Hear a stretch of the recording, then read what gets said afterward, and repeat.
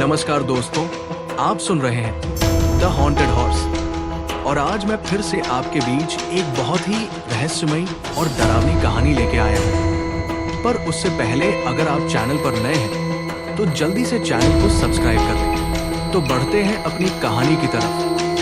गंगापुर नामक गांव में एक भयावह तांत्रिक रुद्रनाथ रहा करता था। उसकी इच्छा थी कि वो तंत्र विद्या के माध्यम से असीम शक्तियां प्राप्त करे और अमर हो जाए। उसने कई वर्षों तक साधना की और अंततः एक भयानक अनुष्ठान शुरू किया। इस अनुष्ठान को पूरा करने के लिए उसे 11 कुंवारी लड़कियों की बलि चढ़ानी थी। 10 बलियां पूरी हो चुकी थी। अब उसे बस एक और बलि की आवश्यकता थी। इसी बीच गांव में एक लड़की थी, सुमित्रा, जो 19 वर्ष की थी। वो अपने प्रेमी अरुण से अगली सुबह विवाह रचाने वाली थी। वो बहुत उत्साहित थी और अपने नए जीवन के सपने संजो रही थी।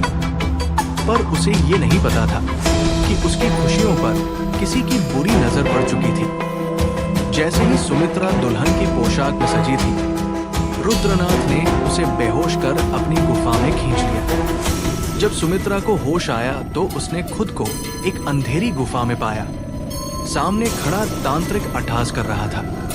आखिरकार मेरा अंतिम शिकार पूरा होने वाला है। तुम्हारी बलि चढ़ाकर मैं अमर हो जाऊंगा और अनगिनत शक्तियों का स्वामी बन जाऊंगा। सुमित्रा ने गिड़गिड़ाते हुए कहा, कृपा करो, मेरी शादी होने वाली है, मुझे जाने दो।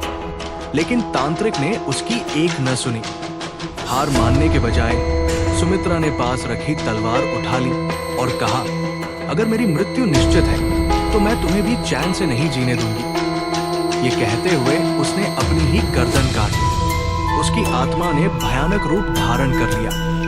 वो एक सर कटी चुड़ैल बन गई और तांत्रिक की शक्ति खंडित हो गई। ये देख तांत्रिक डर के मारे गांव से भाग गया। लेकिन सुमित्रा की आत्मा भटकने लगी। उसे समझ नहीं आ रहा था कि उसे मुक्ति क्यों नहीं मिल रही। तब उसे एहसास हुआ कि जब तक उसका हत्यारा जीवित है तब तक वो मुक्त नहीं हो सकती। इसके बाद गांव में अजीब घटनाएं होने लगी। हर रात गांव के मर्दों के कटे हुए सिर चौपाल पर लटके मिलते। किसी को कुछ समझ नहीं आ रहा था। गांव का एक व्यक्ति हरिराम एक रात काम से लौट रहा था। रास्ते में उसने देखा कि कोई सिर उसकी ओर लुढ़क रहा है। अनजाने में उसने उसे उठाया, पर वो कोई गेंद नहीं बल्कि सर कटी चुड़ैल का सिर था। अचानक धड़ भी वहां प्रकट हो गया। डर के मारे हरिराम का दिल का दौरा पड़ने से निधन हो गया। अगली सुबह ये देखकर पूरा गांव सिहर उठा। हमें ये गांव छोड़ देना चाहिए, कुछ लोग कहने लगे। लेकिन रामशरण नामक युवक ने कहा, नहीं, भागने से समस्या हल नहीं होगी, हमें इसका कोई उपाय निकालना होगा। किसी ने सुझाव दिया कि उन्हें गांव छोड़कर भागे तांत्रिक को ढूंढकर वापस लाना होगा। रामशरण ने स्वेच्छा से उसे ढूंढने का जिम्मा लिया। इधर गांव की एक लड़की गीता रात में प्यास लगने पर कुएं से पानी लेने गई। अचानक उसने महसूस किया कि कोई उसके पीछे चल रहा है, पर जब उसने पीछे देखा तो कोई नहीं था। लेकिन फिर भी पायल की आवाज आ रही थी। थोड़ी ही देर में उसने एक औरत को देखा, लेकिन उसका सिर नहीं था।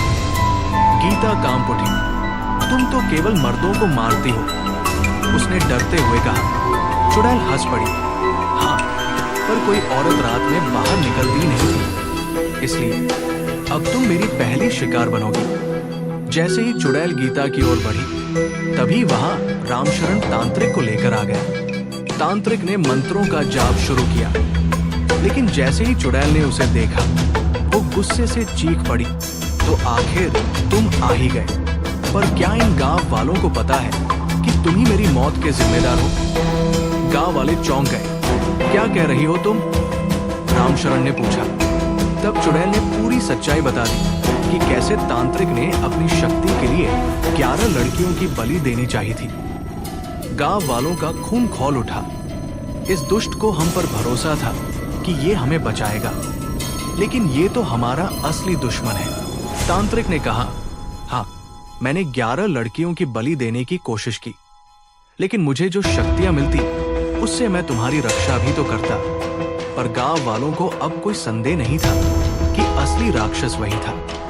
तभी किसी ने चुड़ैल को तलवार थमा दी। तांत्रिक ने हंसते हुए कहा, मैं अमर हो चुका हूं, मुझे कोई नहीं मार सकता। पर जैसे ही चुड़ैल ने उस पर वार किया, उसकी गर्दन धड़ से अलग हो गई। तांत्रिक ने मरते मरते कहा, यह कैसे संभव है? मैं तो अमर था। चुड़ैल मुस्कुराई, क्योंकि मैं ही तुम्हारे अनुष्ठान को खंडित करने वाली थी। मैं ही तुम्हारी मृत्यु का कारण बन सकती थी। और अब तुम्हारी मृत्यु के साथ मेरी आत्मा भी मुक्त हो जाएगी। इसके बाद चुड़ैल की आत्मा धीरे धीरे स्वर्ग में विलीन हो गई। गांव के लोगों ने राहत की सांस ली। अब गांव में फिर से शांति स्थापित हो गई और ये कहानी यही समाप्त होती है। तो आप लोग कमेंट करके बताना कि आपको ये कहानी कैसी लगी। और अगर आपके पास भी ऐसी ही कोई कहानी है जो आप मुझे भेजना चाहते हो तो मुझे ईमेल करना और मैं उसे जरूर सुनाऊंगा। तो अब जल्दी से चैनल को सब्सक्राइब कर लो।